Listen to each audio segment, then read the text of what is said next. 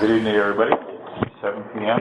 on Wednesday, July 5th, 2023, and therefore I'd like to call this meeting of the Hanson Conservation Commission to order. This meeting is now open under the State Wetland Protection Act, Chapter 131, Section 40, and the Hanson Local Bylaw, Article 3-13, Section 10. This opening statement will apply for all business conducted at this meeting. And as always, this meeting is being audio recorded for the record. Let's start with our roll call. Ed Field. TJ Rofi. Dave Mansfield. Phil Clements. Lon Newberg. Frank Stellinger. Our four remaining seated members of the commission are present, which is a quorum. We will proceed. Our staff is all present. One of our associates is present, so again, we will proceed. Noting for the record, we did have a resignation from the commission. Commissioner Sharon Laporte did resign effective just a few short days ago. That letter was communicated to the Board of Selectmen, and so the seat is now vacant. I would entertain a motion to send her a letter of appreciation and regret, words to be appropriately crafted. But again, I know our sitting commissioners appreciate all her work in the last few years. Do I hear such a motion to send such a letter? So moved. Second. Further discussion? Hearing none, all in favor, please say aye. Aye. Opposed? Abstained? The chair will see that the staff follows through, and I'll sign it for you.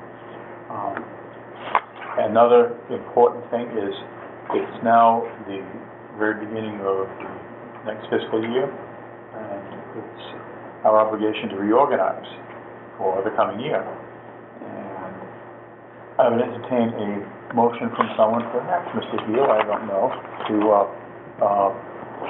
to nominate a slate of officers, a person for chairman, a person for vice chair, and a person for clerk. Just to introduce, I have not heard any objections from people in those roles to continue to serve in those roles.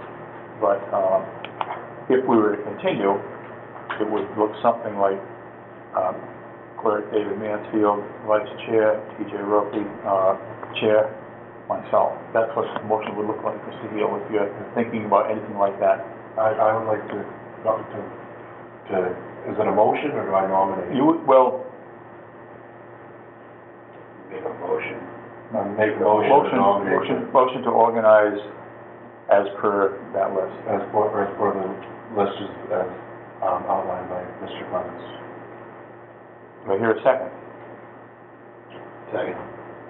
Motion seconded to reorganize with Mr. Clements as chair, Mr. Rofi as vice chair, Mr. Mansfield as clerk. Any further discussion? Hearing none, all in favor, please say aye. Aye. Opposed? Abstaining? Congratulations. It appears we have a 4-0 vote and stand reorganized, and we will communicate that to others in town hall as necessary. Yeah. We note from our agenda that we had some hearings scheduled at 7, 7:15, and 7:30. They all have been managed as excuse me, simultaneously, because they're all for contiguous properties on Lakeside Road. There has been a request by the applicant to continue. So those hearings are all open, and the request to continue is before us. And the staff is proposing that we continue it to our July 19th, 2023 meeting at 8 p.m. Again, these are for the 3 Lakeside Road DEP file numbers. Per request of the applicant, do I hear a motion to continue to that date and time? Well, do we have room on that date? The staff has looked at what's coming up, and we could perhaps go over that. Excuse me, because yes, there's always things going on. Yeah, we have, Zero County Road at 7:30. And that's the only thing we have as far as hearings. So, anticipating other things will come along, we need to start shaping it somehow. That's been proposed. So, if we do these all at once, the DEP file number SE 1750752, 53, and 54. If we continue that series of hearings to July 19th, beginning at 8 p.m., was there a motion, or am I inviting a motion now? So moved. Do I hear a second? I'll second. Further discussion? Hearing none, all in favor, please say aye. Aye. Opposed? Abstaining? Abstain. One abstention, 3 in favor, 301. We are continued to 7/19 at 8 p.m. for that collection of hearings. Also looking at the agenda before us, excuse me, the 8 p.m. notice of intent, actually, maybe let's wait before we do that, because there might be people here, on their way here to attend that. But that first one, just for your anticipation, has also been requested to be continued. So we will move back to the freshly opened time slot before us and take it from the top of other business. June 7th minutes. I believe they're in our hands. We couldn't quite have them looked at last time, so we'll look at them now. All ears. On the top of page 4, Mm-hmm. Vice Chair Roby recused herself from the hearing. Oh, himself. I'll change it. I can't, want to maintain clarity. Yep, I'll fix that. Clarity is good. That adjustment is noted. So we may, Good catch. Previous motion. I thought I caught that. I thought you did too. there was at an earlier point in that meeting, Ms. Laporte recused herself. I So we think, understand. no, I think, maybe it didn't save it. I'm pretty sure Frank caught that. He's my second pair of eyes. Well, always good. Yep. And TJ is your third pair of eyes. Yes, Teamwork makes the dream work. it does. Extensive notes about the Oldham Pond business.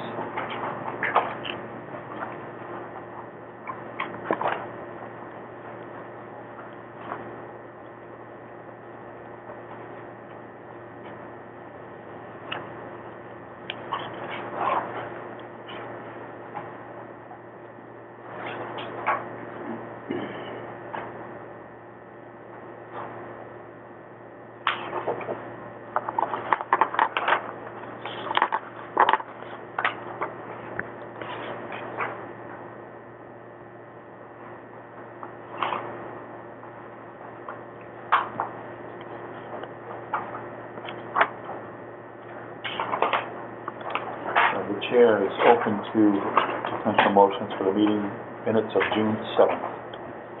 So moved. To approve, is that motion?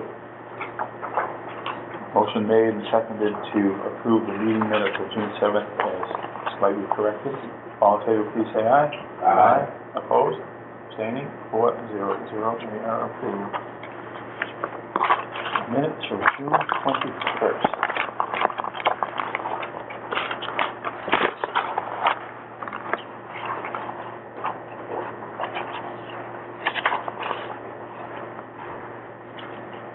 No, the first hearing, Thomas Rossi Jr. recused himself. That seems to be a correct I got it right on that one. statement, yes. I mean, she's written that line quite a bit, but up until now, it's always been so. I think she's just testing your eyesight. Well done. Number one recuser on board.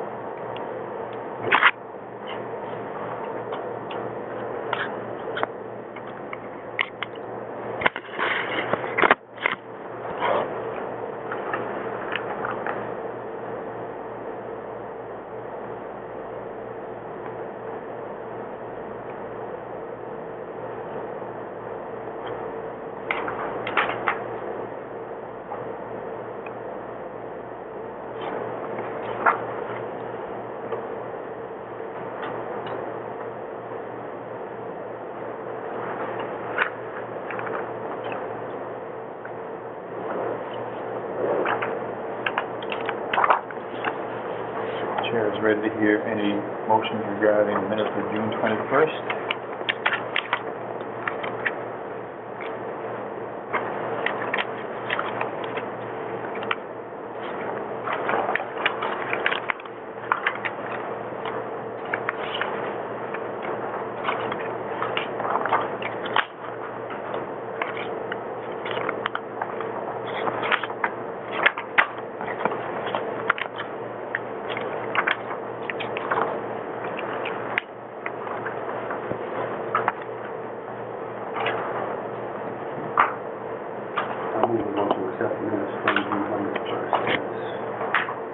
as printed. Second. Motion been made and seconded to accept the minutes of June 21st as printed before us. Further discussion? Hearing none, all in favor, please say aye. Aye. Opposed? Abstained? Minutes are accepted to June 21st.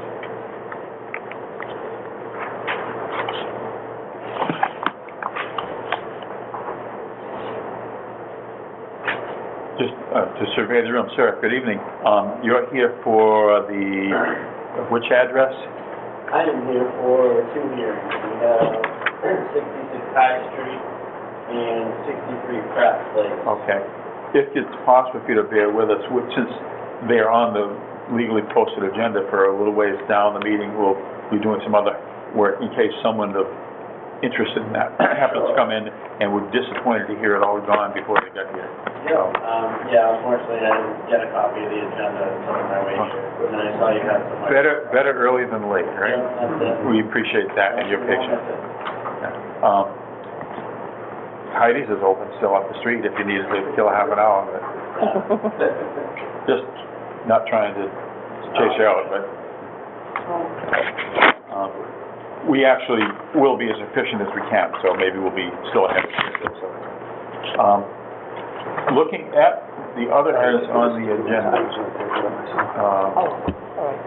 we have, besides the hearings, there were no appointments scheduled, that's not an issue, but there were going to be some discussions. Taking it from the top of the discussion list, we have before us, and I'm sure our staff can explain more, a request for certificate of compliance at 510 West Washington Street. This is DEP file SC 1750672. Perhaps our agent has a comment about that? This is an old project, for, building a house and putting in a septic system. And we wrote a letter to the current owner explaining to him that he was responsible for the certificate of compliance. I went down to inspect and found that he was missing the conservation posts. So he came in last week and picked up the little round signs that go in the post, and he put up the posts. And I went down again to make sure that everything was in order, and it is, and so I recommend you give him a certificate of compliance. For our general awareness, West Washington Street, is this the portion of West Washington Street that as you come, well, I'm not sure where the numbers start. They start at the middle of town or at the town line? Story is 300 and something, and so 500 is toward the intersection. Okay. Flashing light. And there are some relatively new houses in there, and this is one of those? Yes. Okay. And they go, all of those houses go down in the back. Yes. to Dutch. And they're the sort of place where conservation posts could and should be pretty useful because of the extensive wetlands that begin soon after. Well, we've heard a recommendation, thoughts and ideas from the commission, any responses? To issue the certificate of compliance. Second. Been moved and seconded to issue the certificate of compliance for 510 West Washington Street. Any further discussion? Hearing none, all in favor, please say aye. Aye. Opposed? Abstaining?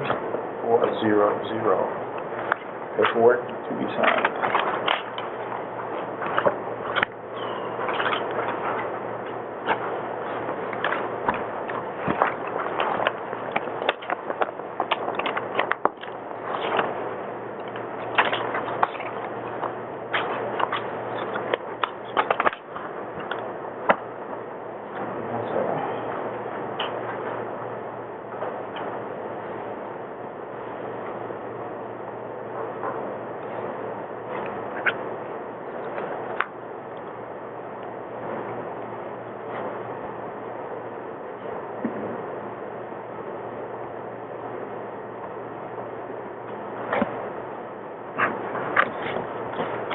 As we're signing that, the next thing is also a request for a certificate of compliance. This one for 777 Whitman Street, map 108, lot 4. EP file C-175-0696. By the way, that should be map 109. Map 109, okay. Where's that?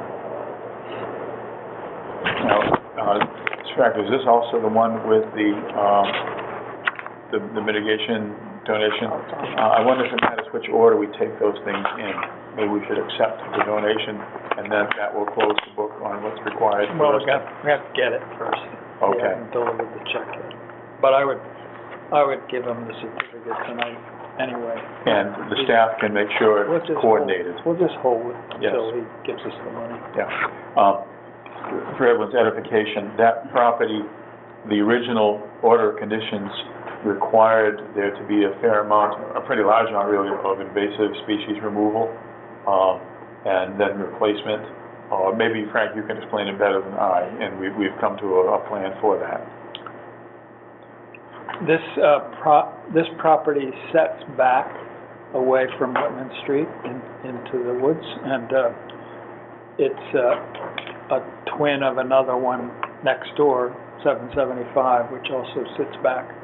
This particular property has a conservation restriction on the west side, off toward Whitman, and beyond that is a large conservation property. So the conservation restriction and the conservation property make up a large piece of property.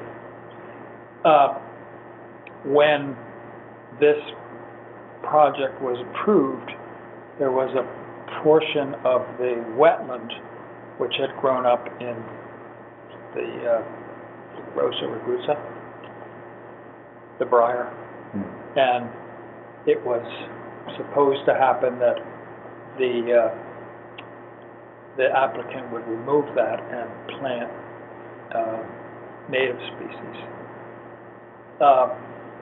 We gave that some thought, and we said, why would you go into a wetland and rip it up just to replant it? So we decided we thought about, and you all decided that it was okay to request money from the applicant. In lieu of that mitigation, he would have mitigation by providing a gift of money that we could use to plant things somewhere else.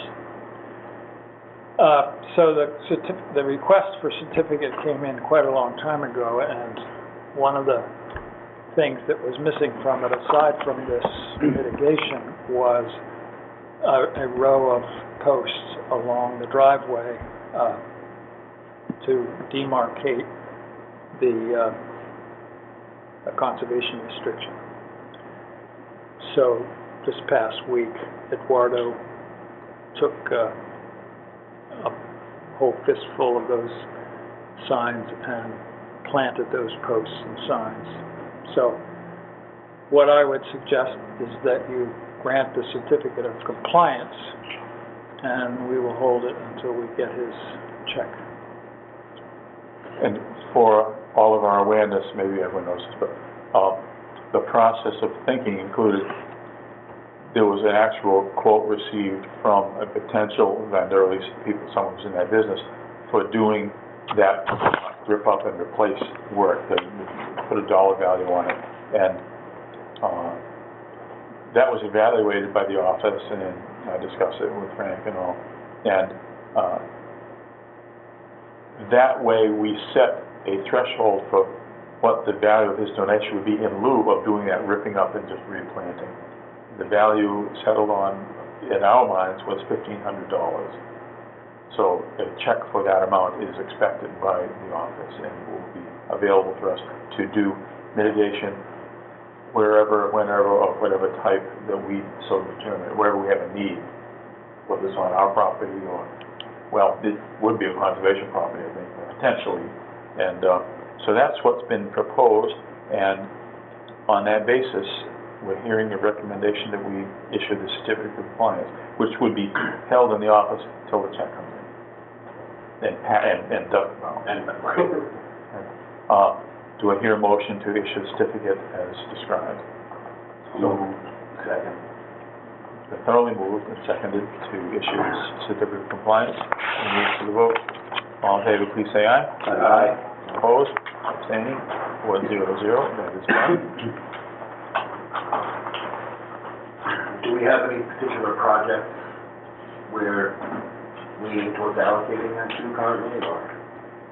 I think the floor is kind of open on that. I don't know.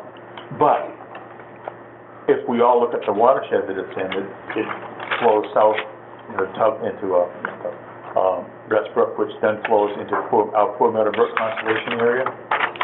Should we decide at any point that that large area, which is over 115 acres, needs work of that sort, this money could be put there. There is, as we'll discuss later tonight, potentially a slight expansion of that area to the other side of Route 14 where the river comes down. There could be other work done there, or we could simply improve things along the frontage. We have that trail that's, shall we say, short and thoroughly carpeted on the sides with lush poison ivy. Perhaps a control project could be considered there, and in an appropriate manner, try to get some other kind of ground cover there. That's just an idea, but the floor is wide open, and we don't need to decide tonight. That's what they did the first time. Well, the goats ate a lot, but then they ate other things too, and then the money to keep them longer ran out. So the goats cleared a lot of really annoying stuff, enough so that we then could have humans come in, cut out trees, which the goat couldn't eat, that we didn't want to have there, Norway maples, and things like that. And that opened up quite nicely in an inviting manner, but we still have things growing along the ground like poison. We learned in 2 years of experience of that unless they're your own goats and you're not renting them and you fence them in an area for a few years, they won't exterminate the poison ivy. They'll knock it back and some other things, but they're not our goats. How much does the goat cost in little fence? Well, it's crossed my mind, not seriously, to invest in a pair of goats and go walk them like people walk their dogs, but I don't have that luxury resource. Ed might, but I don't. So there's an area that we could use this funding, or who knows what else we can decide. So that is accomplished. Generation one. Let's see. This is 1,500 there. Should we speak of the $300 donation? Speaking of donations.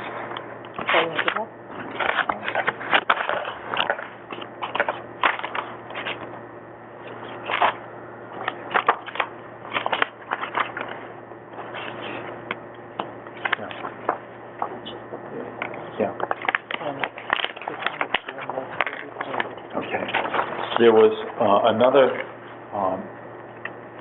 vegetation-related initiative that we've had by the gentleman who lives down on Main Street, whose name I continue to struggle with, spelled E-O-S-U-E, Michael, of that name. He has made a $300 donation as required by his certificate of compliance or his order of conditions for his property. And this would enable us to renew another annual $300 donation to the American Chestnut Foundation, sea-level membership.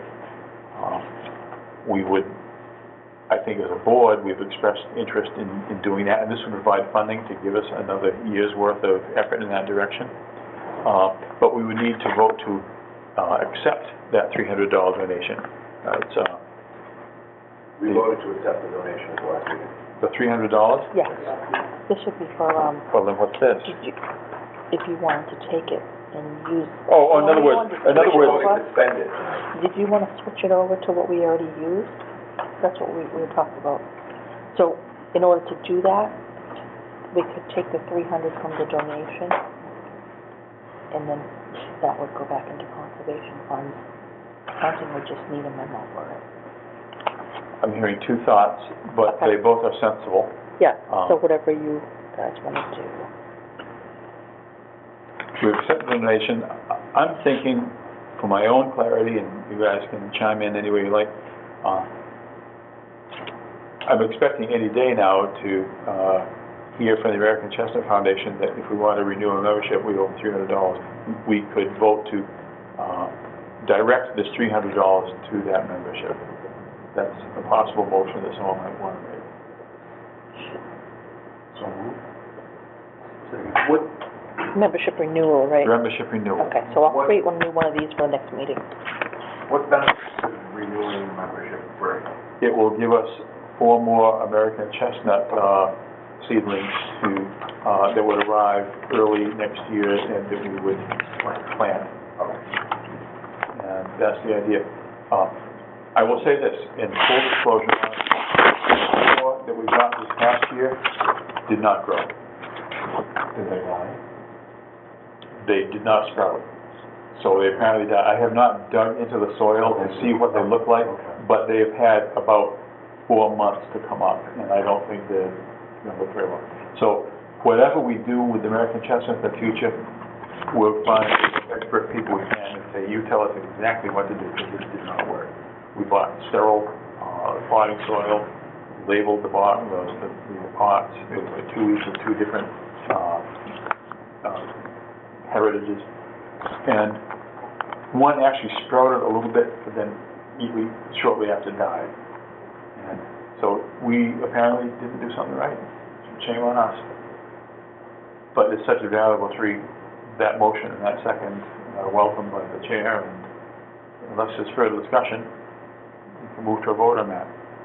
All in favor, please say aye. Aye. Opposed? Abstaining? 4-0-0. And I'll create a by this memo. time next year, we will have successfully sprouted them, and we will have chestnuts growing in Hanson. I want to sit under the spray of chestnut tree. I don't know, but we'll be as happy as can be under the spread. I think that's how it goes. So,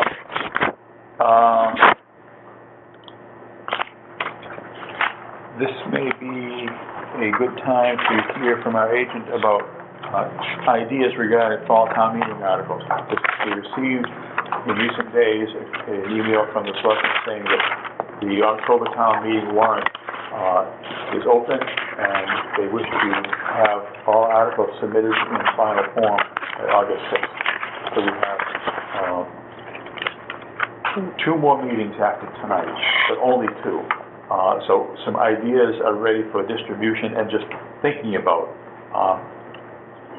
Does that package have those in it? Yeah, there's a memo. It's right up, with the stuff. The memo with the little... Okay. Yeah. The little color thing was covered up. Yep. Yeah. Our agent has suggested several things, and here they are.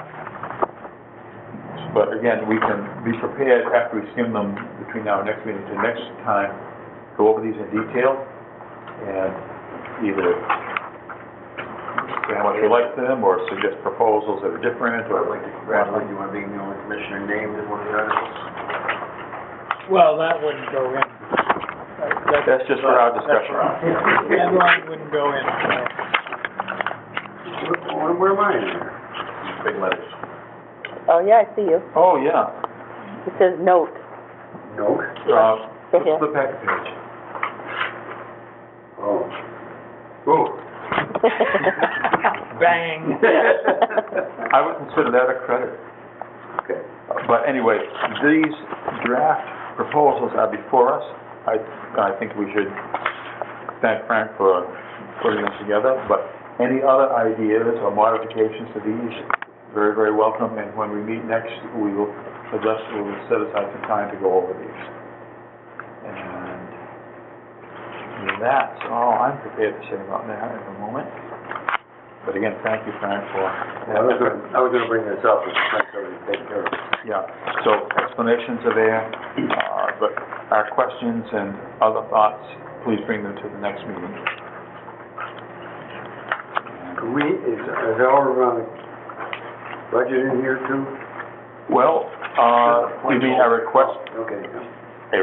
to, re-nourish our budget? Hmm.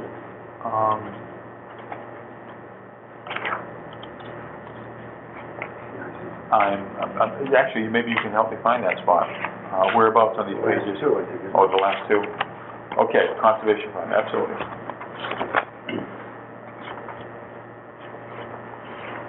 So, thank you for your attention to that. What are our thoughts? Has there been any, is the CPC article for the light control property in here as a placeholder, or have we had progress in that regard?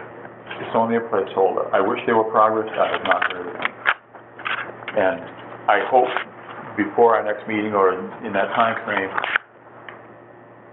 to bear down on that and see again, once again, where we stand.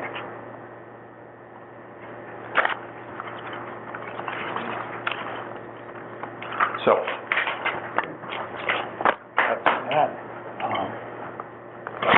We also have, I think, a handout that has been freshly put in my hands. I think maybe there was hands about Yeah, well, I conservation property. hadn't sent it to Lon, so I just... Okay. There's nothing really earth-shaking yet.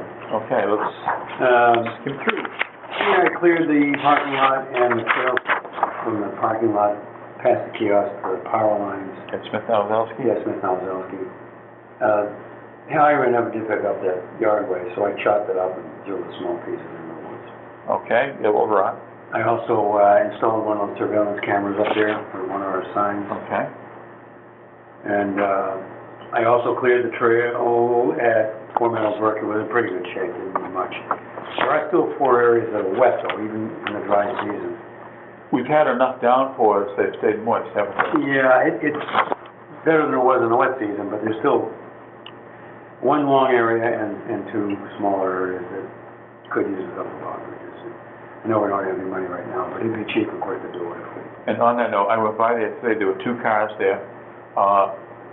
My perception is people are stopping there, they're using it, and that helps keep the trails open. Yeah, the trails weren't bad. And they looked pretty good the last time I was there. But yeah, okay. There's no trash at the, I checked Pierce, Rocky Run, and Western Buildings, there wasn't any trash in any of them. So that's a Rocky Run, the graffiti remains away, covered by yellow paint. So everything's pretty good. You sprayed for the deer, right? Yes, it did. Steve sprayed Smitty's for the deer. Not the flamethrower, right? No, no, that's the third of the 3-week treatment, so now it's moving to monthly after the initial build-up. What are your observations as you're out there? You're the one looking at this most closely. Anything to report? Yeah, they look good, all of them. They're growing? Yeah, oh, well, I didn't say growing, but they're not dying. They're not brown yet. It's gonna take a while for them to get out, but Yeah. they bounce back from there. They bounce back from the... Yeah, the first week I went out there, they went through transplant shocks and they started drooping down and the tips of them browned out. But then by the second week, they were back up and going and now they're... So they look about like they were when they were planted? Yeah, That's good. We are having, for better or worse, the kind of weather that's pretty good for those trees. They don't necessarily need the heat, but the moisture, they don't mind heat, because heck, these things throw it down in the Gulf Coast. But the humidity and the rain, very, very good for little seedlings like that. We've been lucky on that before. Yeah. I wouldn't mind if there was a tiny bit less rain, because they'll still be fine, I'm sure. But we can't always get what we want, right? I think we're getting a 7-day stretch of hot. Yeah. And key to your spraying, it didn't look like any of them had eaten yet. No, seems to be effective. Okay. Good. Very good. Other than that, things are looking pretty good. So the two places you mentioned the trash, was this the same as last time? Or is this new in the past 2 weeks? No, this is new. That is new? The yard waste? I thought you had, it looked similar to... That's been there for several months. Oh, okay, so it hasn't been cleaned up and... I chopped it, I gave up on highway picking it up. I chopped it up and threw it in the woods. One thing about trails at Smith and Alzelski, as we know and discussed many times, the bridge across the river is in shaky condition, and it's not even in our town, it's East Bridgewater's bridge. Considering the route of the Bay Circuit Trail and maybe just other things in general, it's been suggested that, we look into either rerouting the Bay Circuit Trail or getting ready to potentially reroute it by having a trail go down to our frontage on Hudson Street. There's a small amount of frontage down there that we've never used, but it's there, and it belongs to us, it's part of this parcel. And it could be that if the Bay Circuit Trail has to, instead of going around, going right across the river, has to come along Pond Street and then out Hudson Street from the Halifax area, it would get it back into our nice properties if we open that trail up there. So, not looking to create more work, but that's an idea that did come up from some of our Bay Circuit colleagues, and it's potentially on the table.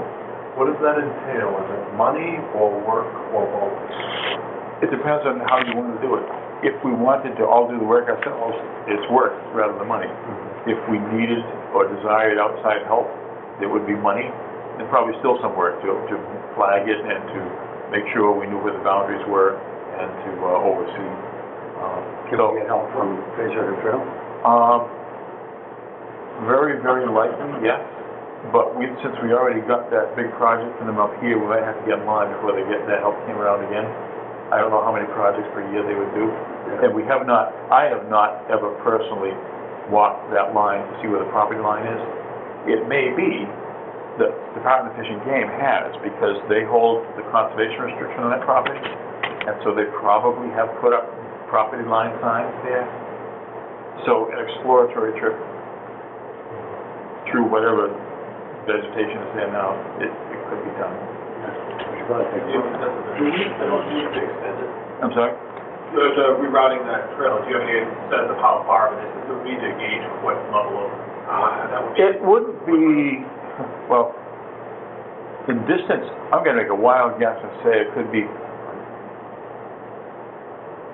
300 yards or so, well, maybe 400, because it's a little bit of a hop from Hudson Street up to where our trail is now.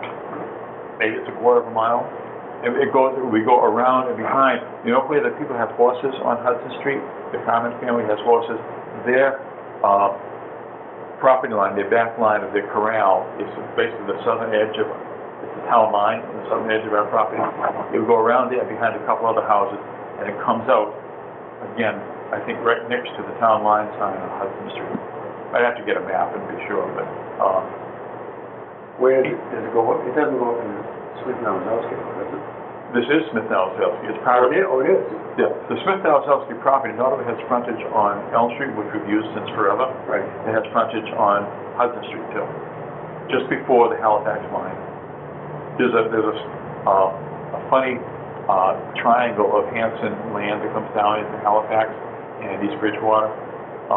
The maps explain it better than I can do it verbally, but we have frontage on. Does it, can you access it from the current trails at Smith-Nowazowski? I would say yes, but we haven't fleshed it out. If you go up our regular trail to the top of the hill with the field on your left, and then bear left where the horses come through, Right. and keep going left, basically following where they go, but then not going to the south, but keep going southwest, you get into an area where it's all upland, Yeah. and there's probably more ATV trails than human trails, but I haven't explored it for a few Is it years. near where that big pile of rocks is at the end of the stone wall? It could go near there. You go through that, there's a upland, all pine in there. Yeah, there's a lot of upland. I can't tell you exactly how the lines relate to that, but piles of rocks at ends of stone walls sometimes mean there's a line there, and it could be a Well, landmark this that would is- help us. Gigantic pile. Well, farmers had nothing else to do, Right. I guess, but farm rock. I'm just wondering where that is. There's a cul-de-sac right there. You know what would be good with it? That CR is periodically monitored by the Department of Fish and Game. They have a couple of different people. Aaron Best is one, and someone else, Liz Newlands. They are stewards for these CRs. Maybe we could coordinate with them an exploration of that part of the line. That'd be good. And should we decide to sort of promote a new trail, call it Bay Circuit, or just a new trail towards Hudson Street, could be very helpful. But that would be in line with giving attention to one of our largest and most terrific conservation areas to keep increasing its value as a recreational destination. Right. People like it, but it could be better. We don't have maps of, I came from Marshall before, I went to the Conservation Commission, and I said, where's your conservation area? I gave you a map. It's got a map of Marshall, it's got green little dots all over it. One of It the, says where all the conservation. yeah. We've talked about that a lot. We've been putting most of our effort though into getting more land instead of making a map and having it be out of date next month. Also, maps like that are best if they have some trail information. We've been trying to create trails that are worth going to, and you guys are doing a great job, I think everyone together. The maps are on a list of things to do, but they've been a little ways down the list. It would be very, very good to have. There are rough trail maps of all. Each one has a trail map for most of them. Yeah. What we haven't done, and I think while we're all still around and thinking, a great goal would be to have, just like many other towns have, a quality map. It could exist both on paper and electronic guide to our open space and conservation lands. I think that would even get more people stopping. People drive by like Palmetto and it's a great parking lot, and they see a car, they're like, oh, I'm gonna see what's there. But I don't know if they're actually going to our site and finding Palmetto and saying, that's where I'm gonna go.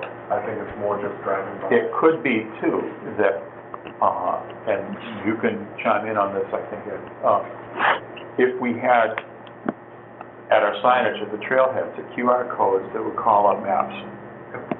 In addition to anything on paper that you could hand out or have on a shelf, that is a product we should aspire to, I think.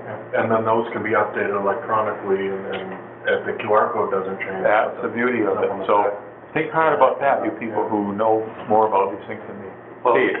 Steve. No, me, I was saying, I'm an IT guy. Yeah, and just you and Ed both are probably way ahead of the rest of us on these things.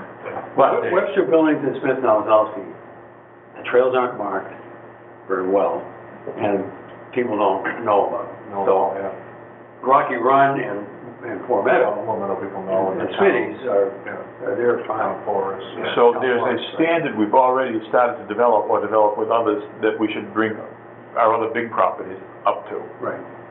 Right. So, good for that. Anything else on property management? Where it worked, I'd actually go Okay. water Yeah. too, but with white printer, I can print like big wall size maps. Oh, yeah. Oh. Yeah. I don't think it's been used in 10 years, but it's still there. Maps are great educational tools, whether they're literally on a wall or able to be handed out and carried around in the woods. I'm an old Boy Scout, and maps in your hands that are good I help a was lot. thinking literally I could make something the size of, like, put it at the site, say, here's the trail, like the, you are here kind of thing. Like, I can make a 5-foot wide map. Yeah, well, as we have seen, there's so many things we can do with, how do you say, materials. These synthetic sign materials now, way better than what was done a few generations ago, where you put a piece of paper in a plastic cover and hope that it doesn't get rained on, or the spiders don't cover it up. But we could do lots of things. The main thing, and I hope we don't lose momentum on this because we're doing well, is to keep developing on the ground the actual destinations. Speaking of on the ground and also on the water, one meeting ago, we voted to put an appropriately worded, call it a written demand on the duck line. You may get an email or a text from the line. This is a hard copy of our first draft. You sent this over. Yeah, and Did you get this, TJ?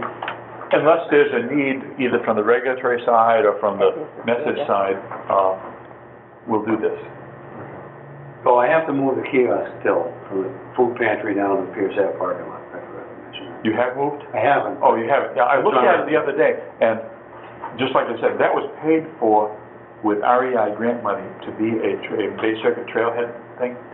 Now that we have a better trailhead, yeah, it's ours to take. Yeah, I'll get to it. We're gonna kiosk to move again? Yes, we do. But this one, It's small, yeah.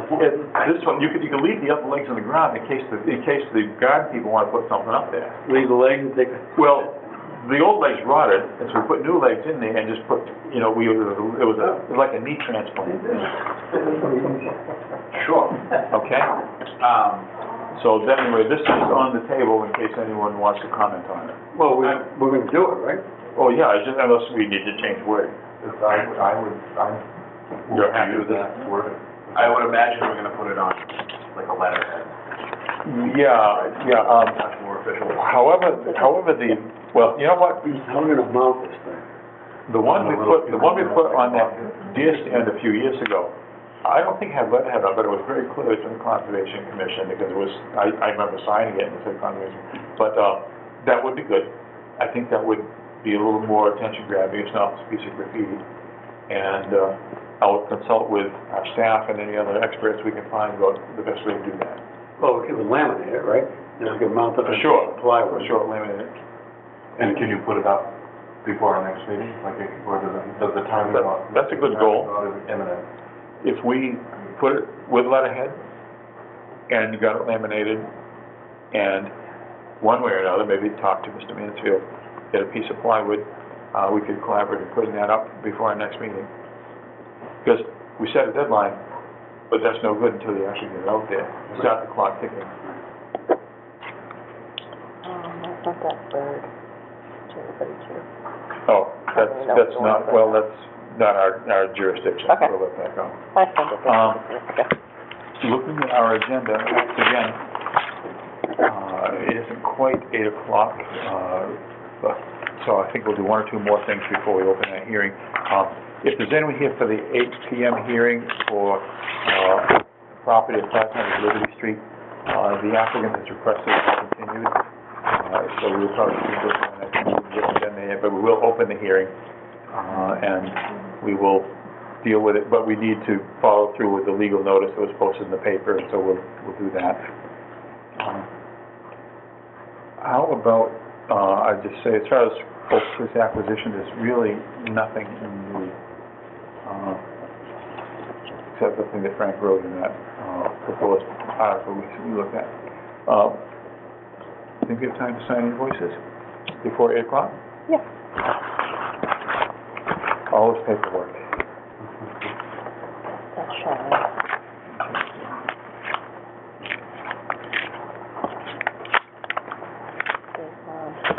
Second of them, maybe I should have to do the front page. Okay. Do we have to vote on anything regarding this thing? Well, it's gonna need a little more discussion, I think, but it's terrific to have. I hope everyone, maybe you can, just make sure everyone is starting to look at that. The adopted trail thing? Well, it's a lot. Who wrote this, you? Yeah. I haven't had a chance to look at it. Are we voted? No, I think there's a lot of substance to just chew through and make sure we're gonna be happy with it. This is our list of things to approve, so I'll pass them along, We signed the top page. just the top Yeah. page. Great progress. Dave Mansfield and Phil Price are the same phone. Who says that? How do you read that? That wasn't gonna. Oh, that's the phone number. office. We depend on our Cracker Jack office staff. Yeah, getting calls at home is nothing to aspire to.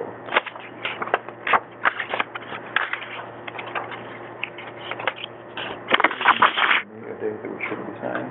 I think I've got mine.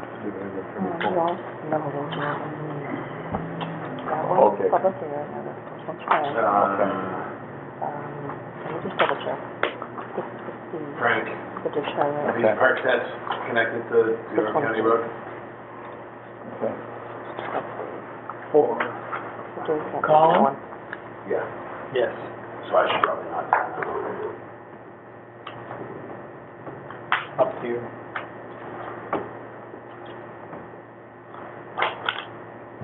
You don't sign this, you pass it on, that's your carriage. It'll be almost $4,000. Not to mention Dan. Well, CPC meets next we week. dealt with the Dandel thing, We did. and we got signatures from John on that. But everything else is now front and center, and CPC meets next Wednesday. And with the help of our staff, I will have an irresistible speech to give them and make John sign everything. Yeah, not today. That is the plan. Okay?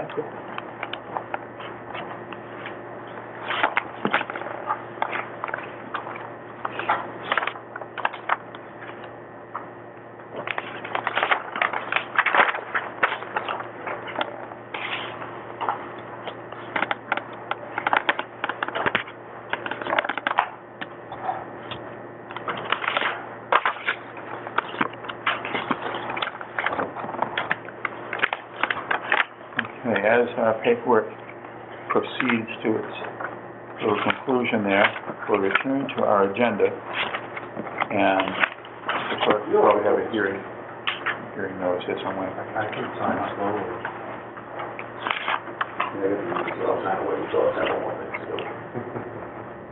For the benefit of all of us present, both at the table and in the room, we have an 8 p.m. notice of intent scheduled.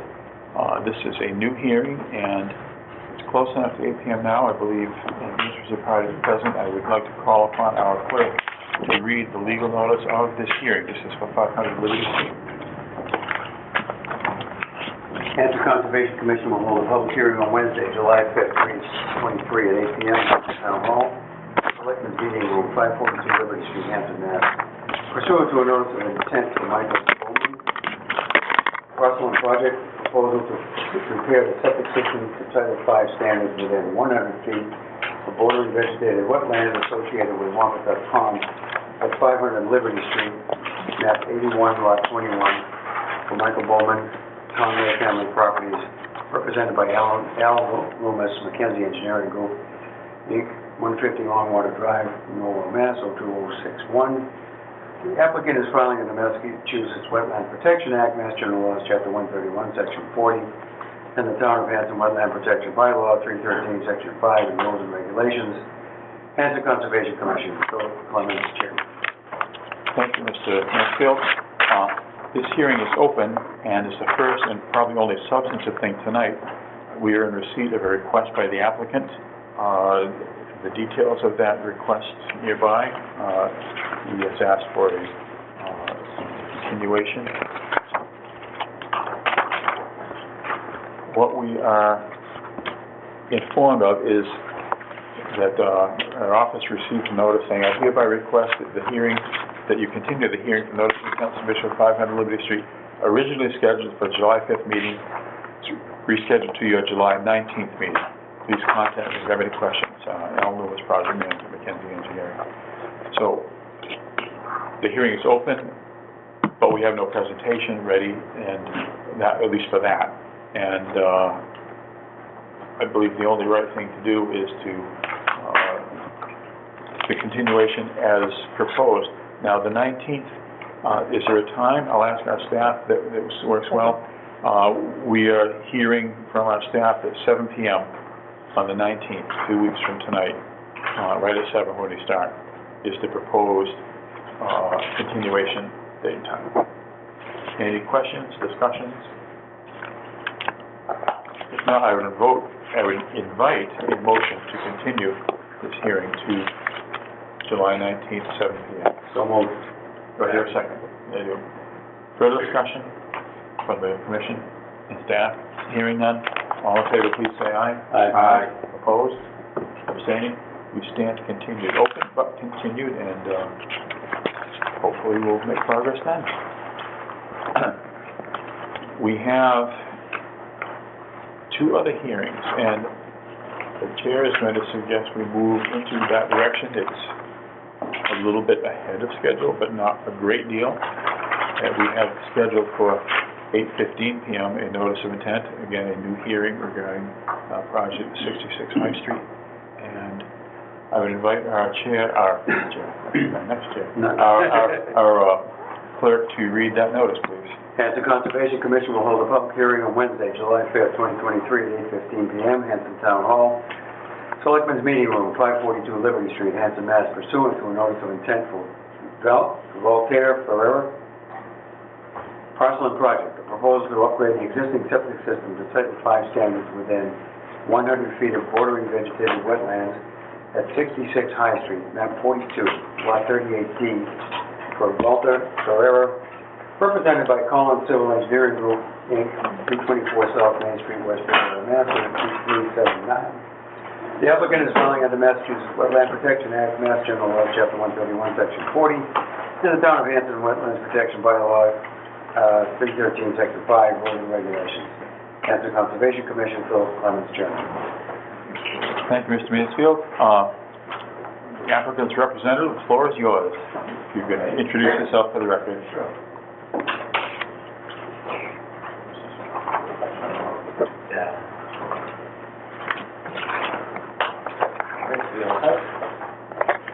Proceed. Peter Lyons with Collins Civil Engineering Group, here representing the homeowner tonight.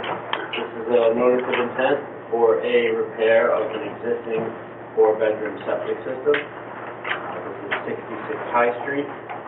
Quick overview of the property. To the northwest corner, we have an on-site wetland. 50-foot and 100-foot buffers cut through the site. We did soil testing on the southern end of the property, which basically would have been the best separation to the wetland. We encountered unsuitable soils, which pushed us into the backyard for the replacement. Unfortunately, we still had very poor soils, so what resulted is a large pressure distribution leaching field with a slight elevation change. The existing leaching system is a failure in the backyard. That's going to be replaced with a septic tank, a pump chamber, and a slightly elevated 39 by 50 foot leaching field. Some quick dimensions. Closest point, the field is 51 feet off of flag A2.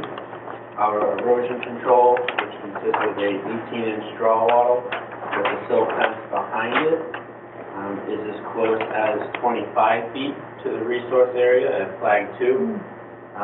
We've provided the erosion control wrapping around the entire limit of work, including the proposed septic components and access on the eastern portion of the site into the driveway.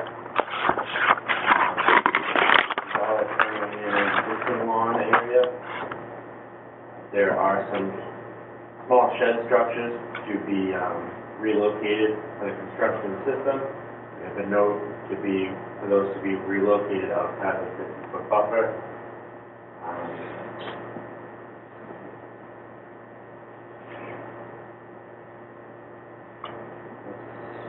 Pretty much the quick rundown. If you have any other questions.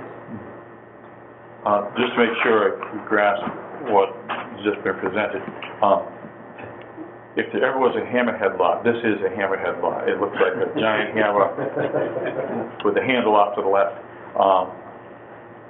I think you were saying the area of the lot, that if we look at the drawing, the lower end, even though there's a lot of space there, the soils were not suitable there? Is that what we were hearing? That's correct. At the bottom of the plan, you can see where we did a test pit 3. Basically, we started digging out back, found very poor soils, so we did another one in the front, and then it was just totally unsuitable. We had, I have it on this plan, but it was 5 or 6 feet of fill, and then it went into an even tougher, compact silt loam that we had out back. Would also like to note this went before Board of Health last week, was approved as submitted. One of them being a reduction between the groundwater and the bottom of the system. That's going to take a foot out of the entire mound on the site, so that'll minimize any impacts from potential surface water coming off the field. So that has been approved by them already. The Board of Health did approve that. Correct. How would you characterize the soil? It sounds like we're describing glacial fill. Yeah. I heard the word compacted. Variety, we call it a silt loam, compact. There are some veins of sandier material, right. in it, but yeah, generally. All mixed up. The stuff used to have a mile of ice on it, and it makes it very. Yeah. Could you characterize all the wetland area off to the right? We see flags A1 through 5, and also is there a description anywhere on here or in the file of what the wetland scientist found? I mean, just so we understand the resource area itself. Yeah, we have it labeled as a bordering vegetated wetland. doesn't appear there's any riverfront situation, within 200 feet of the proposed work or project. I may have a wetland report. It might take me a little bit. Sure, take your time. We just highly value those little details. That should be included in the notice of intent. And maybe it was, I'm sorry, I didn't have.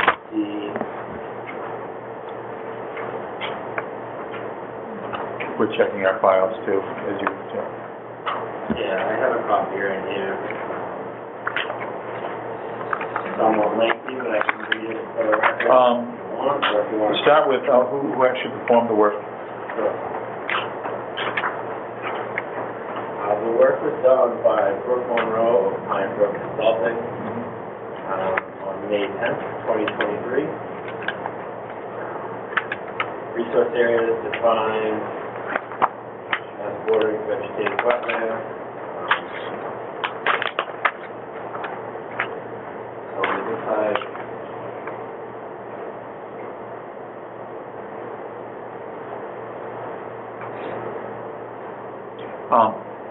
Just, we have been able to find a copy of it here in case any of our city commissioners would like to skim through it. But yeah, it's indicates a fairly well-defined slope down to the wetland, and a list of all the vegetative species there, and some hydrologic information. It also indicates that it's not within an area mapped as a habitat for wild or rare wildlife species, and there are no certified vernal pools on the site. And I don't know if the other commissioners have any questions about it. While we are adjusting this information, I'll ask our agent if he has any comments or thoughts about this site. Based on the topography of the site, the construction is going to have to occur by bringing in the equipment around the bottom of the house and around through the 50-foot buffer, and therefore there will be trucking around there because they'll be taking soil out and putting soil in. So there'll be a substantial amount of truck traffic through the 50-foot buffer, and so you'll have to vote on a variance for that.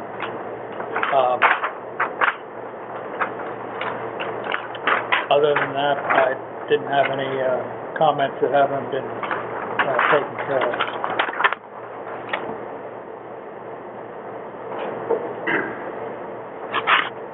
What is it behind the house now, lawn? Correct. There's lawn under an existing leaching area. Like I mentioned, there's a couple smaller sheds on the northern portion. Just inside the fence, it's going to be relocated outside the 50-foot buffer that they're kind of sitting on right now. The hill running down to the wetland is like all woods. In other words, And on the I'm just back looking- side of the erosion control? Like on the back side of the erosion control, what slope is? It's all woods. Yeah, the proposed erosion control on this eastern end of the tree line. So, not anticipating any tree removal or vegetation clearing other than the existing lawn area that will be brought back to along with previous condition. so the existing trees, they're not proposing any tree removal. No. But the lawn area, this is so close to that wetland area, I'm wondering, this house was built about approximately when? How long ago, I wonder?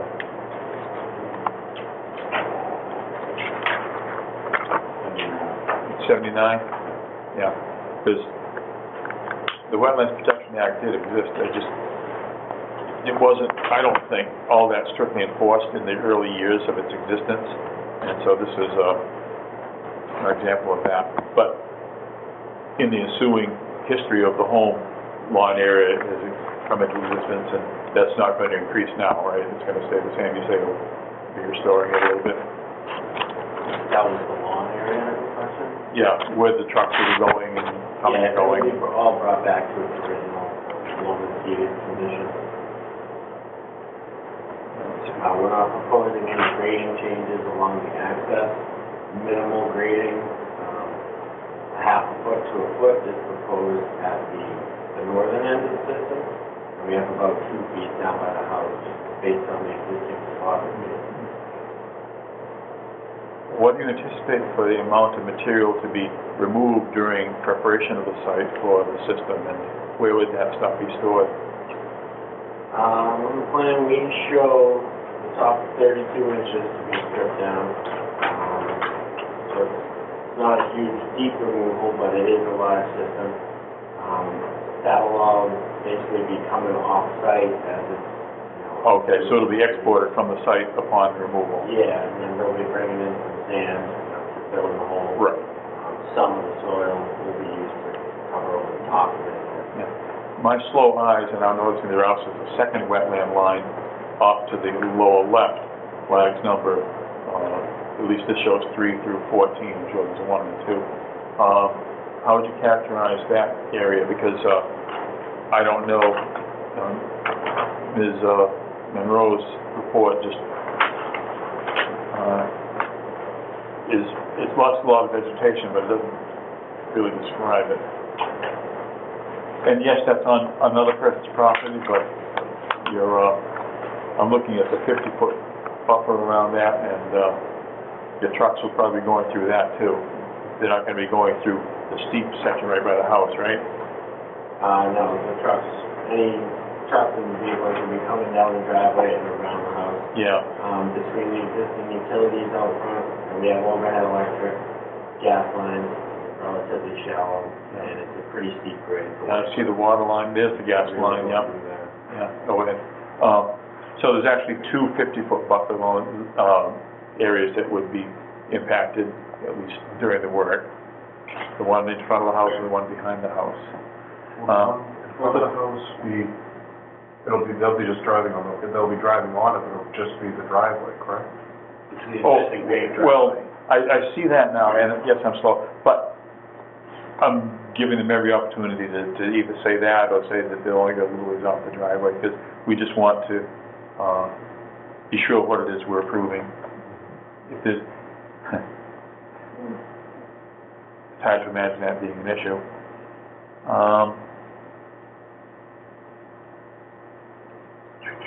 Thoughts from anyone on this? Thoughts from any abutters? Is anyone either an owner or a abutter of the property? We're butters. We're Okay. Dunn Farms, Okay.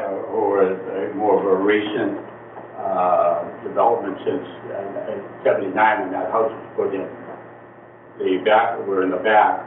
Sure. By the way, could we have your name for the record, just so? Ron Kenny, president of the Dunn Farms Homeowners Association. Thank you.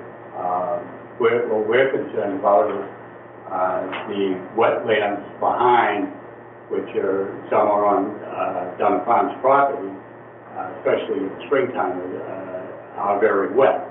By changing the layout of that, is more runoff going to be put onto Dunn Farm property, where we are concerned we do have some water issues with some water in basements. And that's what we want to avoid any further. Some of the buildings at Dunn Farms were started to be constructed in 2006. The last one is being finished last year. There's 2 different developers in there. We're concerned about the distance from the leaching field. Is the leaching field to the existing wetlands, which we said is closer to 50 feet, which is, conservation committees are going further with wetlands now. I mean, I know on the Cape, they're going to 150 feet as opposed to 100. And I don't know what Hanson's going to be doing in the future. Also, you were saying that there's some structures, sheds and stuff along the back of the property line. Those were on Dunn Farms property, and it took years to get the owner to move. Trees were cut down in the past on Dunn Farms property, from what I understand. Is the property line well marked these days in any way? It hasn't been surveyed, I mean. Well, we have a drawing here that's dated, The notes in the drawing say that it presumes there's been no survey. oh, Yes. I think a survey should be requested to make sure by the owner of the property, to make sure that the infractions that happened in the past are at an end. yeah, it seems like, I was going to ask, and then it came up, what the relationship was between here and Dunham Farms, and you've thoroughly explained that. It looks like a very long shared boundary along the eastern side of this property, the western part of Dunham Farms, like 440, almost 450 feet at least of shared. Oh, yeah, we're talking about right from High Street right to the very end of 66 on the very corner. Is there any chance I can stop and look at that map? Sure, this is, it's a public hearing, and help yourself. Yeah, if I could just kind of speak to the. Oh, please do. To the survey property line comment. For something like this being a septic repair, this is all done with an on-the-ground, accurate measurement survey. The actual work piece itself. Yeah, the whole property gets analyzed. So we did get into survey markers. We located some markers up High Street. We located the stone wall that's shown on the record plan. For a survey to be within a couple feet, you might be able to do it for $500. A survey to get you to within an inch could be a $5,000 survey. So, just kind of to explain that. I mean, if we're within a foot or two, it's generally acceptable for a repair situation. We meet, we have an extra 4 feet to the line from any required, horizontal setback. The field has to be 10 feet. We've provided 14 feet. I'll just say, as we're having this little discussion here, it's considering the tightness to the wetlands buffer zone and the property line certainly to the north or northwest there, and considering that it isn't just this project, you saw other buildings that are getting moved, you want to make sure they move to the right spot. My just initial feeling, not a final thought, is that the property line is kind of important.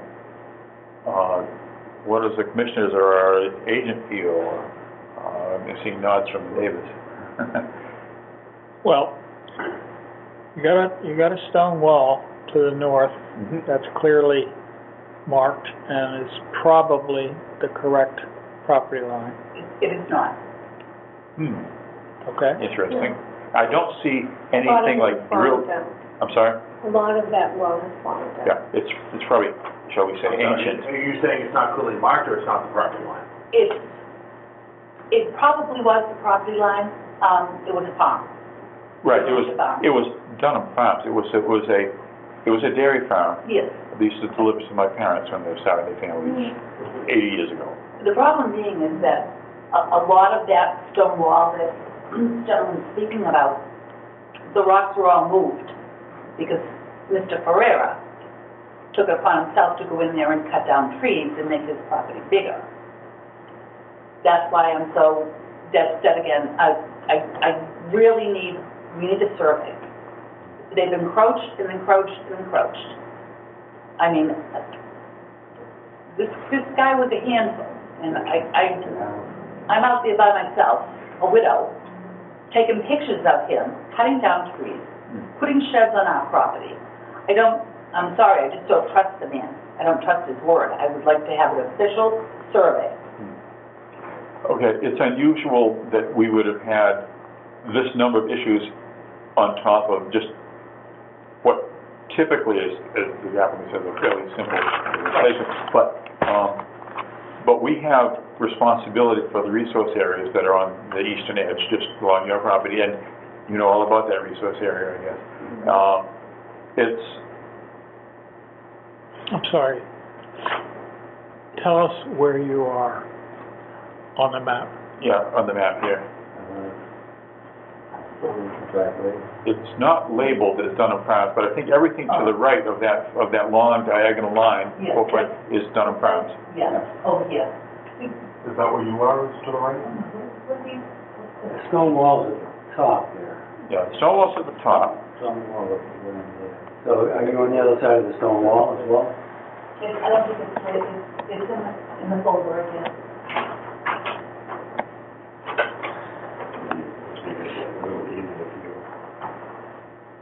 Where, basically here and up here. Oh, so Dunham Farms wraps around to the north as well? Right, exactly. I have not seen those maps, so. You know, it's helpful, I'll say this for the applicant's rep, it's helpful in any drawing of anything to name the abutters. I don't see any abutter names on here anywhere, you know, now or formerly Roy Dunham, or now or formerly Mr. Freer. It just helps the discussion. Can somebody explain to me? I'm sorry, Stone wall's at the top. Yeah. so is that on That's the stone wall. Pierce? Yes. Is this Pierce? It will be if you go further north. Yes, There's probably intervening house lots between that stone wall and Pierce Avenue. Okay. So here's the house, and this is where I live, right here. I can throw a football at the house. Okay, so even though it's not drawn, the Dunham Farms residences are quite, about how close to that line do you think they are? So, 50 feet? 50 feet or so? At most. Yeah. Could be less. And I see little outlines here of probably buildings. I can't tell if this is the buildings in their old location and then they would do it to a new location. I don't see that work indicated on here. If that's part of the project, that might be important. For the buildings on the northern portion, up Yeah. towards the wall. Well, wherever they were and then wherever they're going to be. This is not informative about that. Yeah, the existing locations as they are shown on the plan. Okay, they're not labeled though, they're just rectangles. So the ones to the north are labeled. What are the rectangles to the east by where it says site access then? Where are the Are ones just- labeled on the north? I'm not seeing a It label. says site instructions to... Okay, there they are, okay. Yeah, the only, well, I guess the only ones we were proposing to relocate were out by the worm. Okay, okay. There are other buildings down there though, is that right? So to the right of where it says site access on your plan? Mhm. There's several rectangles. I mean, you guys, honestly, maybe it was, better for that. I think it's, just like a shed of some sort. No, there's no shed there. But before we get into moving buildings and all of those kinds of things, I think the most important question here is, where are the property lines? Who owns what? And what is this owner proposing to do to his property, and how will it impact our property? And I think without a survey, with all the happenings that have occurred over the years, many years, we're not going to know. And the whole limitation here was about 100 feet abutment, you know, and to the properties that could be impacted. But without a survey, how will we ever know who owns what and what should be done where? To me, that is the first thing we need to know. Then where buildings go and who moves sheds and all that. That's second. Who owns the property? And what's going to happen to where the property line abuts us? And the water issues, the water conservation issues that may happen in between. I don't see how we move forward without a survey. It's too old, there's too many gray lines, there's too many things that have happened, and we don't have, obviously, everybody is struggling to figure this out. A survey would answer that question. Peter, did you do the survey here? I did not. Nobody Do did. you, No, we did. excuse me, Where are the markers? do you? That would be considered a stakeout. I mean, I'm not trying to argue. No, I'm not gonna argue with you. Right, we're starting with what's been placed Could I here. speak Please here? do, Frank. Sorry. The floor is yours, Frank. Whoever did this plan and laid it out found some markers? Is that what you told us? Yes. And can you identify where those markers were? Not with Not what by- I have. Not by, not You by. know, my office can do it, and it's on a larger worksheet, you know, that, right now, we're just focusing on the area of work. We do have to expand that survey, you know, the neighborhood's a big puzzle, so we gotta find a couple of those pieces, and then this shape, you know, is a portion of that survey. So somewhere out there are actual bounds in the ground? Markers, as you said a moment ago. There are, Like on this plan, there's a highway bound right at the corner of High and Main Street. Right, what I think our agent is asking, and I would share his curiosity, is That's a start on anyway. on the portion of the property where work is proposed and these other abutting properties exist, are there and can there be put on the drawing any distinct boundary points, landmarks? I'm sure we have the information, yeah. I mean, it just is unclear to me why Dunham Farms wouldn't be marked. From the Dunham Farms itself, as its own development. That was a very big project, and the property should have been marked. So somewhere along that line, there should be marks that delineate where Dunham Farms is versus where Mr. Ferrera is. And should such boundary points have been established, it would benefit all people on all sides of the line. You know, Dunham Farms themselves, people on the other side, just to be clear about the boundary. My feeling, and I don't know, Frank, if you feel different or the commission, it's kind of rare to have something presented to us that isn't a survey. No, I don't agree with that. It's not rare? No, the typical for a septic system repair is to just take the old plans and redraw them without doing an official survey. That's why many of the plans you'll see have notes on them that say, don't use this plan for the boundaries. Well, I don't see Like- anything about an old plan on here. This is dated 6/2/23. No. What am I missing? Whoever drew this had previous plans to work from. Correct, yeah. If I could just speak to that, I mean, every property with the registry of deeds, you know, we have a deed for the property as well as a plan reference. I'll try to dig that out of here, but basically what we do is we recreate the geometry, the meets and bounds of the property, you know, that are shown to the 100th of a foot. That math all checks out and we get the shape of the lot, you know, very accurately. It's all done with CAD these days. And then we take that shape based on anything we found.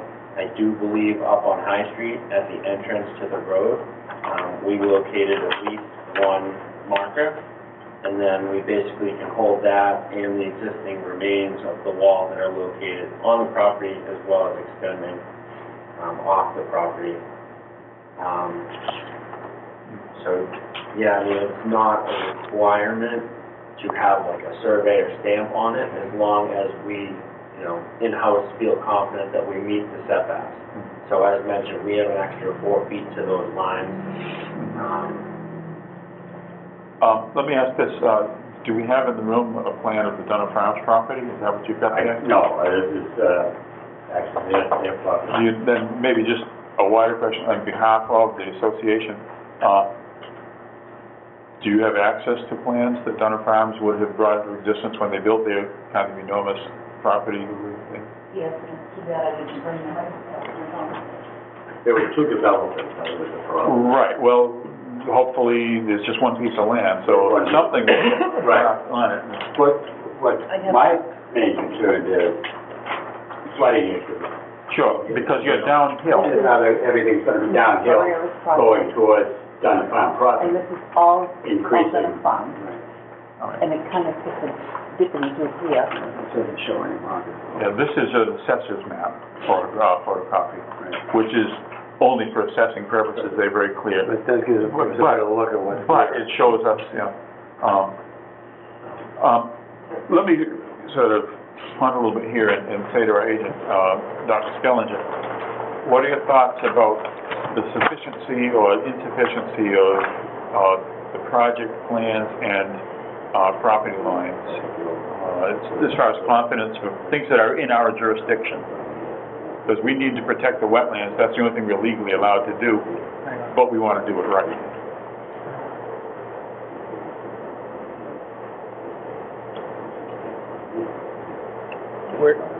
We're having more than one meeting here. Yeah, folks, if this is important, we should hear what you're saying. Let's have one meeting. But Okay.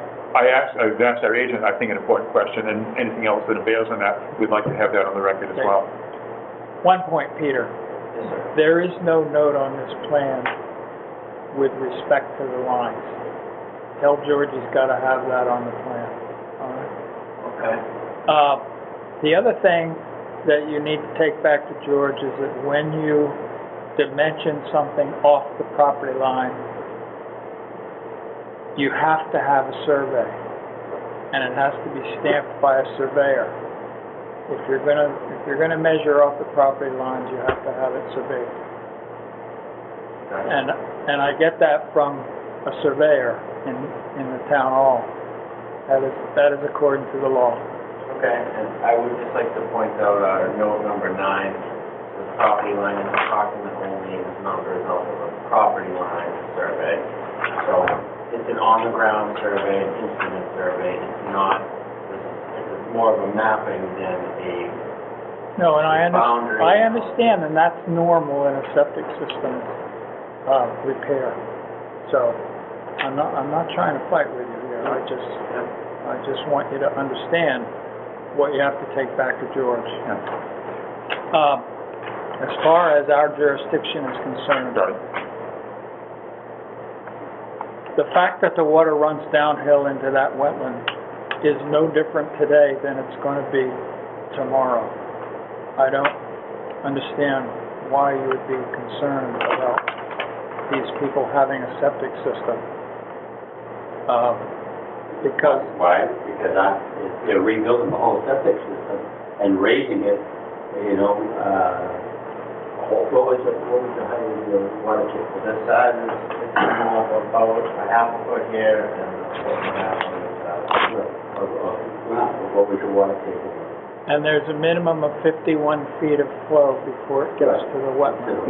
Our jurisdiction is in that 51 feet, and our understanding from our good friends and our colleagues in the health department is new systems are supposed to absorb to the ground better than the old system, as opposed to having actual visible runoff above the surface, breakout, everyone's worst nightmare. We will leave it to the Board of Health to have approved, which it sounds like they have, the design of the system for controlling the fluids that are there. But as far as the amount of rain that falls on it and the runoff, it's not going to be different in the future than it is now. And we're looking at a 51-foot buffer there, and it sounds like the vegetation that's there now is going to remain there. I do see a note on here about some mitigation planting, not sure where that would be, but we haven't come close yet to saying what our final conditions would be. And if we need to say more about vegetation, we'll hopefully identify that.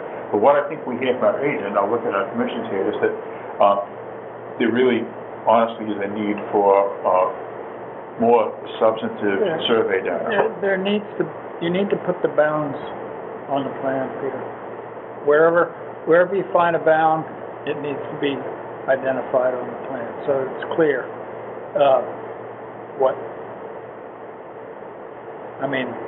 I understand how you did it.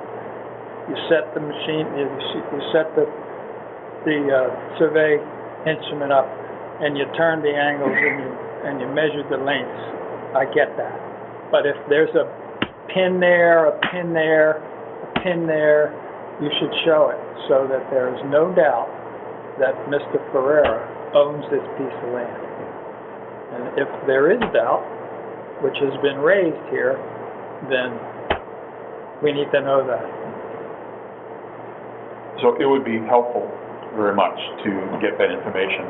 I'll say also to our Donald Farms visitors, if the association has, from whichever, hopefully the first developer who built that, anything about the site work, the boundaries thereof, whether there was drill holes found in the stone wall, or whether they set a concrete bound in this corner or that corner, or set a rod or a pipe or anything, that can only help, and could be coordinated with what Collins Engineering would provide too, and just give everyone the confidence that we need. I'm sorry, go ahead, Frank. I'd be very surprised if this line wasn't pinned. Exactly, and it'd be nice to simply see that documented. So I would suggest that you continue it. Yeah. As we get ready to potentially continue, I'm not uncomfortable with the project. It's just that it relates to the property itself and all of its bounds, and we just need more confidence on that. That's my own feeling. Well, it doesn't seem as if you folks will have a runoff problem as a result of this. Boundary lines notwithstanding. The way that's designed, it shouldn't change your water issues. Well, that's one of the things where we just want to make sure. Right, we also want to make sure that this stormwater You runoff... did catch it here, then a year down the line. That's why wetlands were recognized 75 years ago as being important, and the buffer zones also very, very important.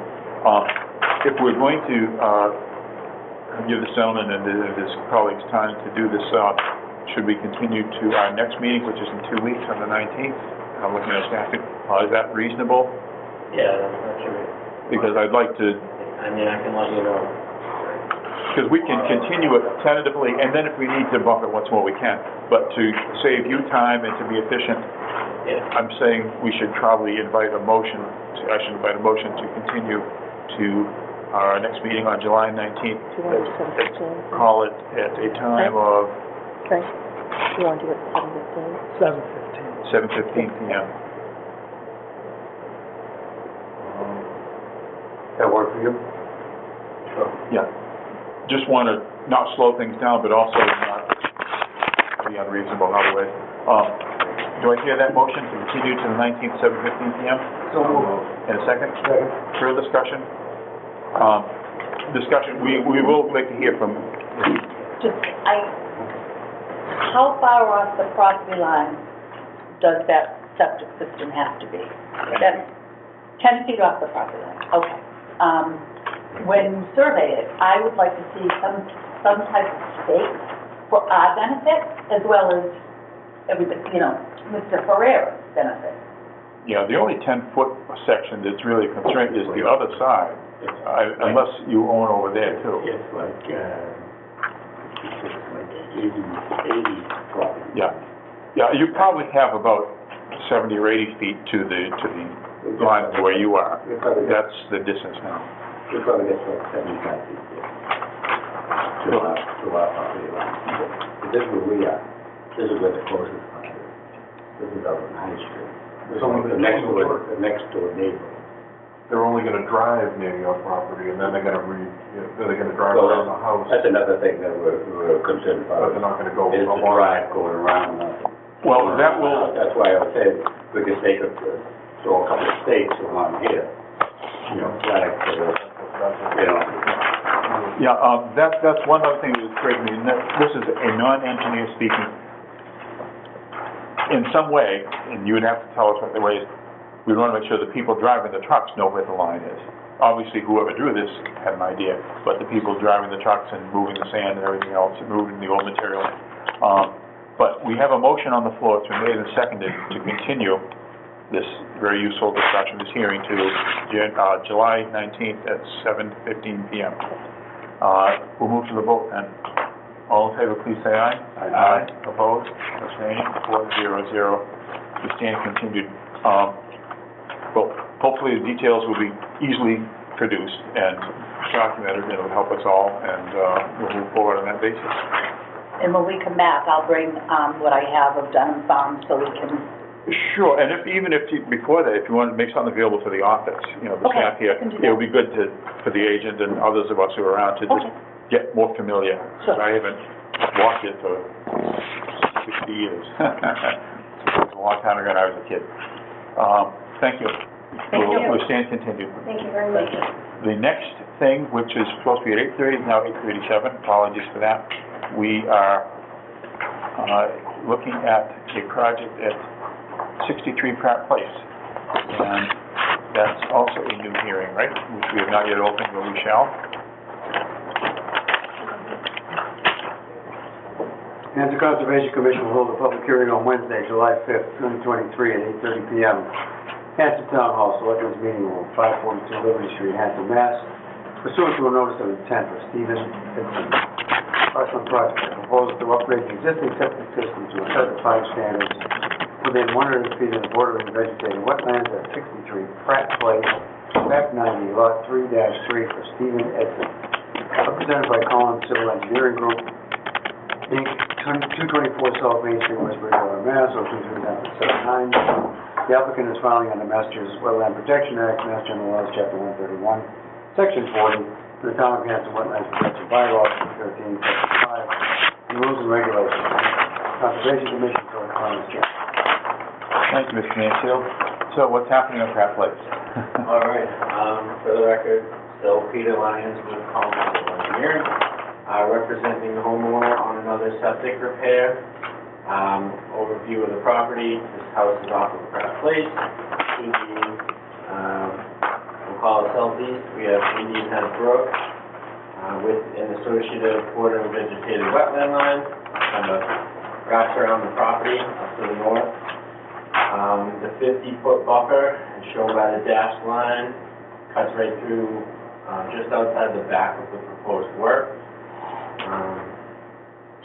With this one, we did a test pit out front on unsuitable soils, compact material, so pushed us into the backyard.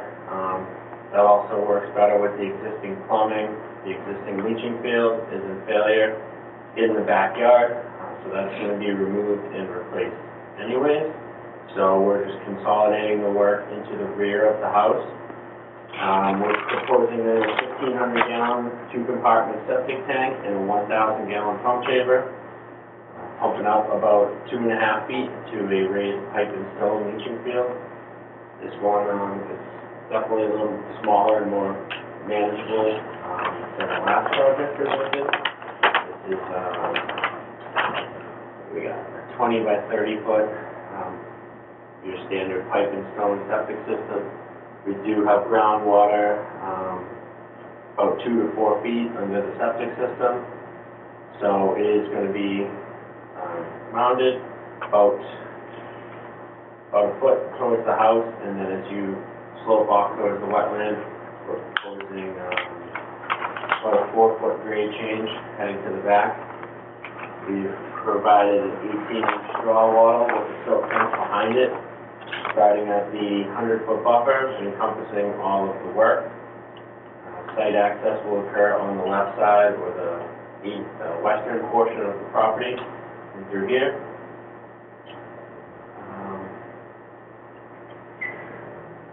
The site is, the project, the tree line shown on the plan, we will not be disturbing. This is all existing lawn area. Basically, our proposed grading is going to come right to the edge of the existing tree line. So, from what I can see, there will be no tree or vegetation removal. It's all going to be loam and seeded to finish.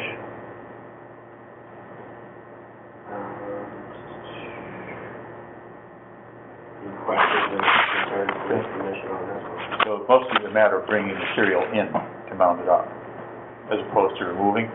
Is that right? No, it has to be, Some will be removed too? some has to come out. Okay. Yeah, this one will actually be a decent amount removable due to the silt loam material that we found down to about 5 feet. So we're proposing a removal of 78 inches below existing grade.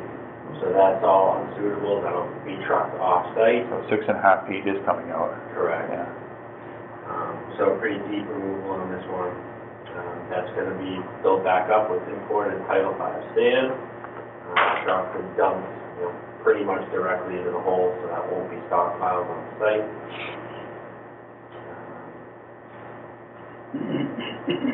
What's the green and orange lines that run this way? The green one's to the left of it, and then the orange one. Is that riverfront? Yeah, those are your 100-foot inner riparian So limit. 100 foot is the yellow, right? Well, no, we're talking two things. We're talking the riverfront and riparian Oh, zones so this is for the river. and the wetland buffer zones. So the orange is the buffer for the riverfront. Yes, there's as you say, Peter, there's a 100-foot inner and the 200-foot outer. Okay. One more example of a house that was built before the Rivers Protection Act, I think, and probably on the edge of the Wetlands Protection Act too. And some work here is being proposed because of the contour changes within the 50-foot buffer. It looks like there will be an impact to that. Even though it's all lawn now, it'll be within 50 feet of the wetland line. And you can assure us probably that the trucking back and forth will be on the, shall we say, the left side of this? Yeah, on the right side, we have some retaining walls, pretty steep slope, shed structure, so we will be coming in from the... As well as more of the 50-foot buffer, very close to the garage there. Correct, yeah. Yeah.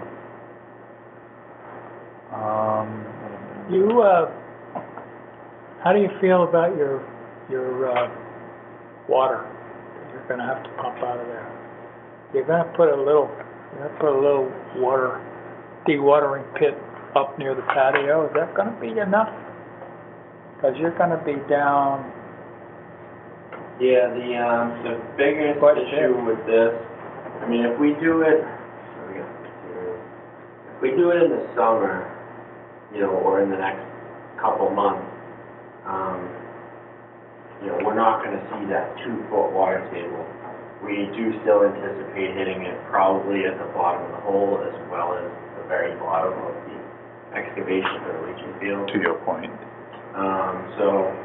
Yeah, I mean, we proposed a dewatering location and a detail, just as, doubled up hay bales excavated in the middle with a filtered fabric material over it.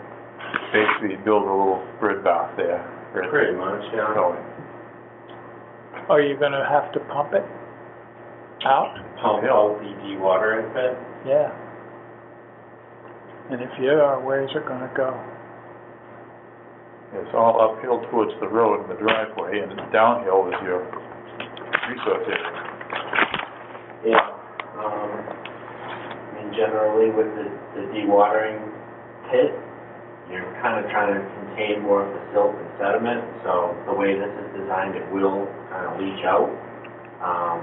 You're containing the sediment within this little trap, and then the water will ultimately run down over the lawn and down back towards the wetland. I think the problem is run back into your hole.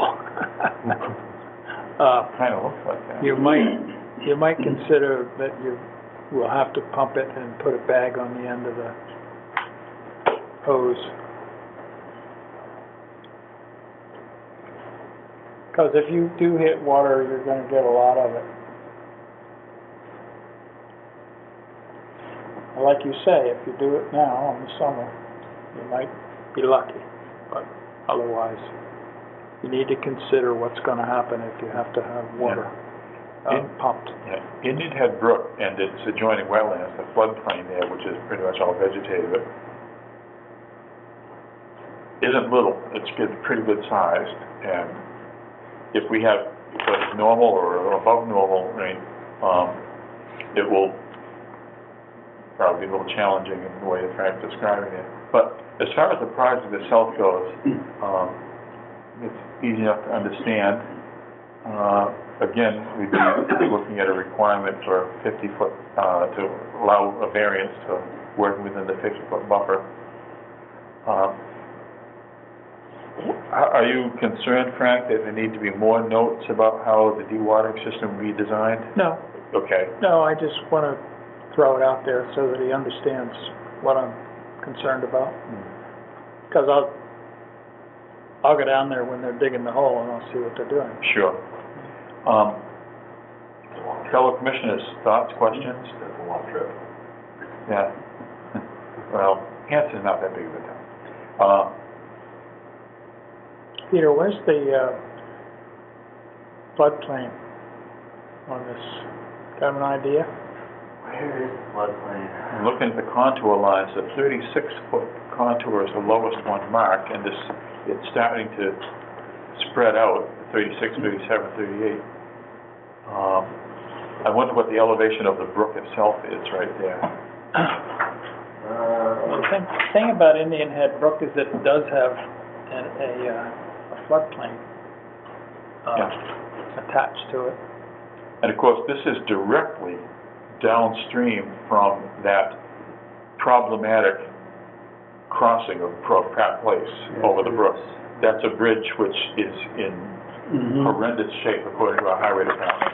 Right. Not your problem, but it just helps us grasp what part of the watershed we're dealing with here. Well, that bridge is right there. Yeah. Just to give an idea on the floodplain, the wetland flags, you know, let's see, this one here, I have my elevations from the survey. Yeah. So we're at like elevation 34 right here, and then at the brook it's 32. So we're about 10 feet higher. You know, in general, we have our 42 contours here, so You say the brook's 32 right now? the brook is 32 to the mean high level. Yeah. Well, if we had a hurricane that dropped 6 or 8 inches of rain, you'd know it. Yeah.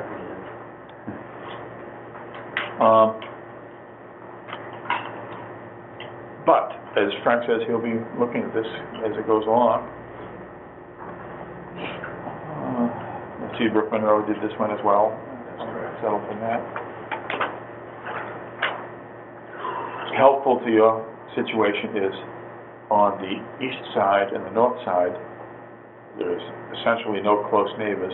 The north side is probably owned by the Wildlands Trust. It's the Hunt Preserve, 14 acres that the Hunt family donated to them years ago, and not an issue there. At 53 Pratt Place, that's the number of the project? Oh, no, 53 is the neighbor, and I don't see that person here, so apparently they don't have any comments. How does the commission feel? And if our agent has a recommendation, the chair is happy to hear that as well. You need a variance for working in the 50-foot buffer, and you need to vote to close the hearing and approve. I would move we issue a variance for work within the 50-foot buffer project. Motion been made, we'll hear a second. Further discussion on the variance? All in favor, please say aye. Aye. Opposed? Abstaining? Variance is approved. Proceeding then to a motion to approve the project and close the hearing, pending staff's standard conditions, etc. Do I hear such a motion? So move. Moved and seconded. Any discussion? Hearing none. All in favor, please say aye. Aye. Opposed? Abstaining? 4-0-0. We will sign this and we will proceed. All right, thank you all very much. Have a good night. Thanks for your patience this evening. Thank you. Tell George I want to see the pump road. I knew these people very well. Beautiful. I told him he had to put it on. It'd be great. This was the place to go. Right? Yeah, go ahead. But I want to see it. Sorry, I'll treat you on this. Yes, we did do it, it was just Pratt Place. Yep. Okay. Once again, You're on the right side of the bridge. yeah. Yeah, well, we're pointing out, Peter, you're on the right side of the bridge. You're on the right side of the bridge. You don't have to worry, if the bridge goes, you can still get to your project. I don't really care. Well, just don't tell your people not to drive any further down the road. Take care. I think we've covered everything else on the agenda, said to the faithful staff when it's right. And if that is the case, at this point in time, 8:51, I'm sorry. I entertain a motion to adjourn. Move to the vote, all in favor, please say aye. Aye. Opposed?